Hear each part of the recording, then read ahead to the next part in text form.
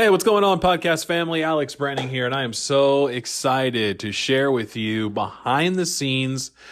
You are getting a snippet of our Traffic Secrets workshop. I'm going over Google Ads, and man, they are crushing it right now. We are getting better ad costs than ever before. So take a peek, grab some notes, get inspired. We're going into Google Ads. Hey guys, Alex Branning here. I'm super excited to talk about Google Ads. You are watching the Traffic Secrets workshop done by me, Alex Branning. And for the next hour, I'm going to show you a deep dive into Google Ads. I'm going to show you what I'm doing, some tips and tricks to make Google Ads really profitable for you. Show you the actual campaigns that I'm running, which I've never done before, which is going to be fun. And share with you the tools that I use so that my Google Ads are done not just based on feelings but on research. Show you what I've learned along the way, some of the mistakes that I've made, some of the new things that Google Ads coming out there. There's a lot. This workshop is not a Google Ads 101 tutorial. So I will be giving like a 5-minute basic overview so that you know how I'm using different terms and my mindset when I look at Google Ads. But I'll be focusing on tactics and strategies you can implement right away. So if you're watching this right now and you don't have a Google Ads account, or you've kind of spent a couple minutes trying to set one up before, this workshop is going to be great for you because it's going to help you avoid a lot of mistakes along the way. But it's not going to take you by the hand on how to set everything up. I just want to set expectations.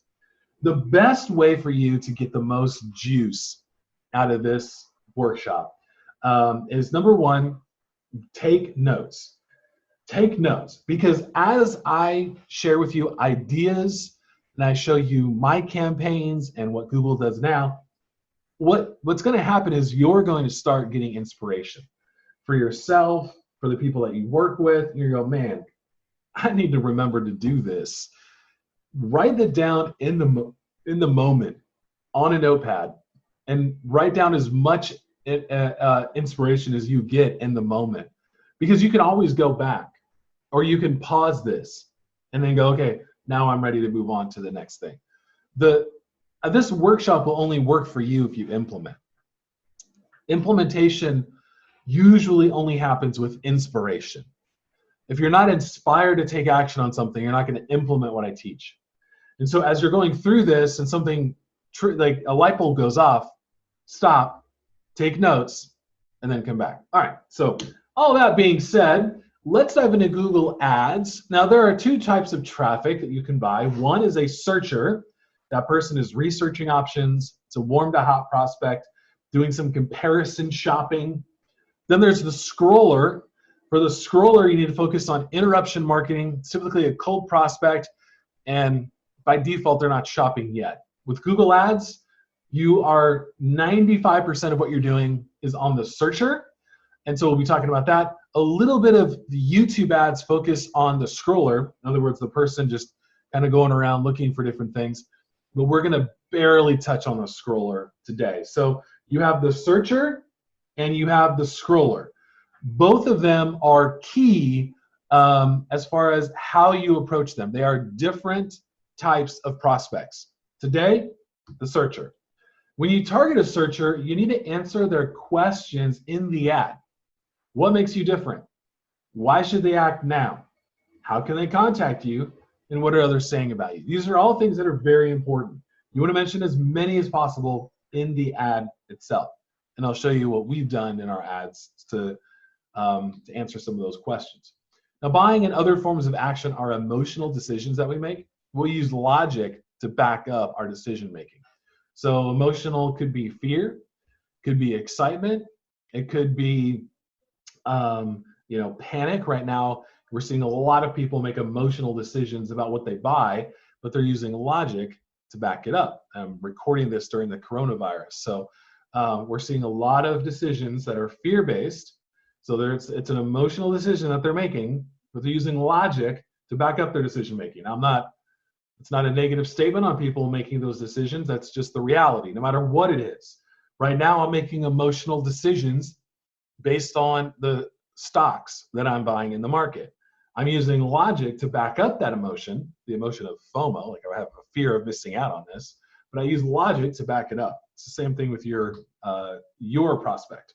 Here's some terms to know. The reason I'm sharing these terms is so that as you hear what I'm saying when I use the words like keywords and stuff like that, you understand that I'm using the term in a specific way. A lot of times in marketing, you can have terms that are thrown around a lot, but they don't quite, they may have gotten jumbled. And so the reason I'm defining these terms isn't, know that this is not a Google Ads 101, it's so that you and I are speaking the same language for the rest of this hour-long tactical workshop. Now, a keyword is a word or phrase that the user searches for and then sees your ad. Your ads will show up for the keywords that you pick inside of your Google Ads account. Now, a keyword that you have on a search is a little bit different than the keywords that you would use on a YouTube search, but similar type of thing. So you can have some fun with that. But that's just so you know, that's how I'm using the term. Now, a click. This is one of the most common misunderstandings about Google Ads is what is actually a click. Now, a click is defined as an action taken by your target prospect on your ad. That's it, an action taken by your target prospect on your ad. Whether they click to visit your website, or click the phone extension to call you, or they filled out one of the lead extensions. There are multiple different types of actions that can be taken by your prospect, and you're charged for any or all of them. That's not a bad thing.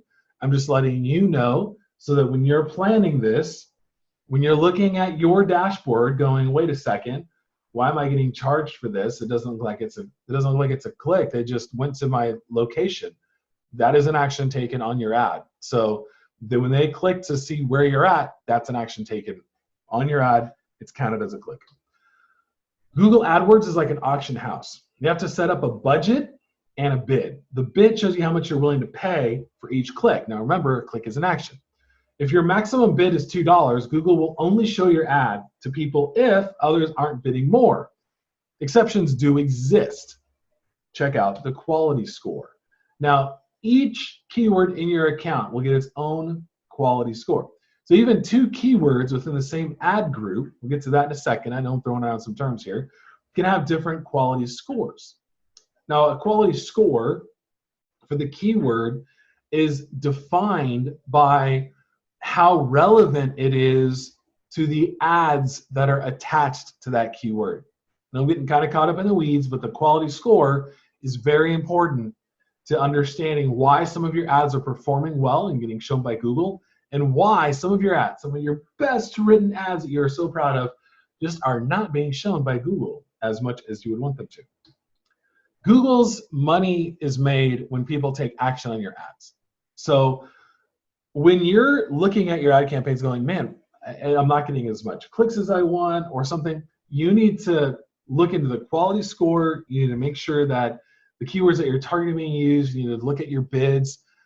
Google is showing ads that are getting clicks, period. If your ad's not getting clicks, it won't get shown, even if you're the highest bidder. So the last term, a campaign inside of Google Ads consists of the keywords that you're targeting. So you got your keywords in there, the ads you are using in the ad groups, and then the various settings that you can tweak for who sees the ads, what you're paying for, etc. So a campaign for a search network, so the ads that show up when people are searching on google.com or similar, those keywords and ads are different than the keyword, or they're not different, but they're used differently if you're doing a display. So if you have like banners that you're showing on competitors' websites or things like that, those are going to be the display ads, and the way that Google uses those keywords are slightly different. And then what you're showing. So if it's a search network, you're using text, which I'll show you shortly. If it's a display network, you're using banner ads, which we have, which are proving to be really effective.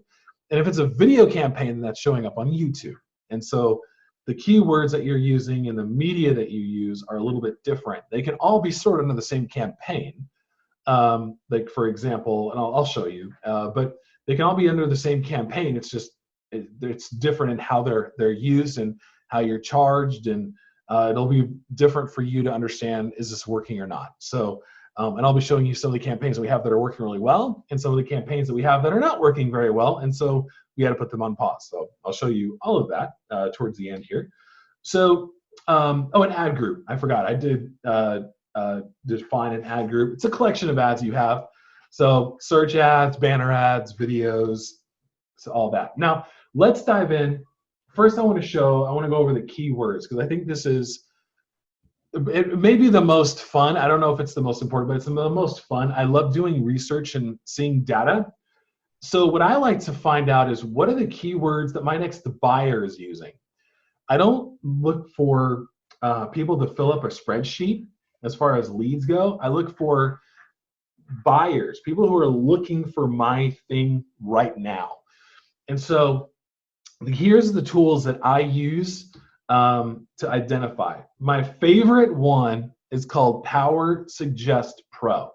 Now, Power Suggest Pro allows you to find long tail keywords that real people are using similar to the keyword that I'm searching their database for. So for example, if I type in ClickFunnels, right, then it's going to show me the long tail keywords. In other words, the longer search terms that people are using to learn about ClickFunnels. So for example, ClickFunnels, it could be, ClickFunnels sales pages, ClickFunnels reviews, ClickFunnels, etc. Right? So you type in ClickFunnels and it shows you all the different longer tail keywords. Now, what is a long tail keyword? If a long tail keyword is like, instead of searching for, this just happened in my house, my home heater went out, and so I started typing in, house heater repairman, and there was a lot of keywords. And just for giggles, I'm just going to type in like some long tail keywords here. So I put in like house heater not working, help, right? And in Google, sure enough, there's only one person who actually showed up on that longer tail keyword. So I was like, this person knows what they're doing as far as their Google ads are concerned. But anyway, so long tail keywords is, instead of people knowing the technical term for what you do, a long tail keyword is like trying to figure out what the layman is using to try to find the product or service that you're offering. And I'll show you how I use that in my ads later on. But Power Suggest Pro is awesome. I think it's like, the last I looked, it was $97. I'm not an affiliate, so I think it's just powersuggestpro.com. It's a piece of software that you download. You just simply type in your keyword and it shows you the long tail suggestion. So we use it a lot because it helps us for a lot of reasons. The one, it helps us for our Google ad campaigns, but it also helps us for our marketing efforts, right? So, and I'm kind of going off on a tangent, but if I find that people are, searching for, let's just say, ClickFunnels reviews, then if my goal is to get clicks related to ClickFunnels itself, then I would want to create a video for ClickFunnels reviews. I would want to create a blog for ClickFunnels reviews.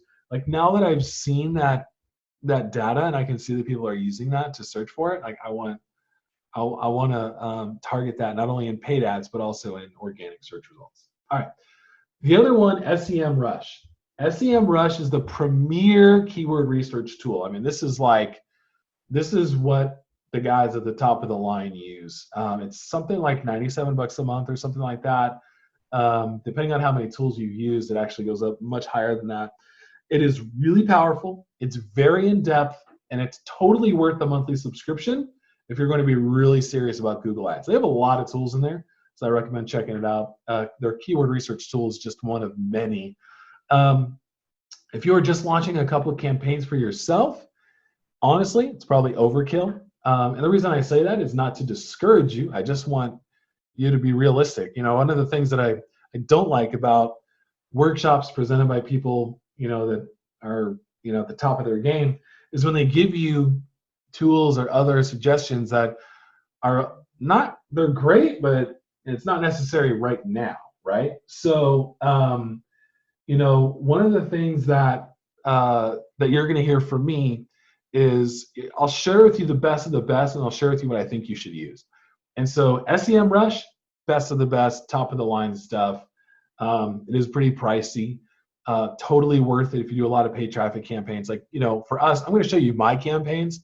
I'm not going to show you what we do for our clients because I don't have their permission to show that. But one of the things that, we use SEMrush because we're spending, every month we manage, tens of thousands of dollars, maybe some months, depending close to Christmas, even more than that. And so we need these tools. But for us, if it was just for the branding group, and you'll see our Google ads, we don't spend a lot right now. But our Google ads budget, it wouldn't be worth it for us to have SEMrush just for us. So yeah. So also Google has some great keyword research tools inside of Google Ads. So you can use those as well. But people always ask me, Alex, what are the keyword research tools you recommend? Google's is actually pretty decent, but Power Suggest Pro, SEMrush, those are the two. All right, well, I hope you enjoyed that. We have so much more for you. You just heard a small snippet of our Google Ads training. You can get the entire thing for free by becoming a VIP member. Go to alexbranning.com/VIP. Become a member inside the group. You can listen to the entire Traffic Secrets workshop. So make sure you hop on there. Again, alexbranning.com/VIP.